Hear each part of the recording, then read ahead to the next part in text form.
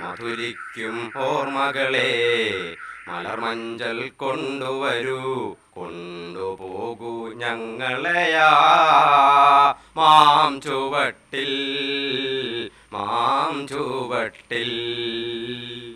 നാടിന് വെളിച്ചം പകരുന്നവരാണ് അധ്യാപകർ. അങ്ങനെ ഒരു അധ്യാപക കുടുംബമാണിത്.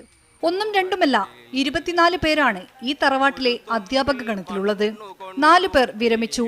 ലക്ഷ്മി അമ്മയിൽ തുടങ്ങി അശ്വിൻ രാജിൽ എത്തി നിൽക്കുന്നു ആ പാരമ്പര്യം. ലക്ഷ്മി ടീച്ചർ തന്റെ 4 മക്കളെ അധ്യാപകരാക്കി. അവരുടെ കൂടെ കുടുംബത്തിലേക്ക് എത്തിയവരും അധ്യാപകർ. ഇവിടുത്തെ പെൺമക്കളെ വിവാഹം ചെയ്തവരും അധ്യാപകർ തന്നെ. പിന്നീട് വന്ന തലമുറയും അധ്യാപന വൃത്തി തെരഞ്ഞെടുത്തതോടെ നീളുകയാണ് കൂവലപ്പൊയിലിലെ അധ്യാപക പെരുമ.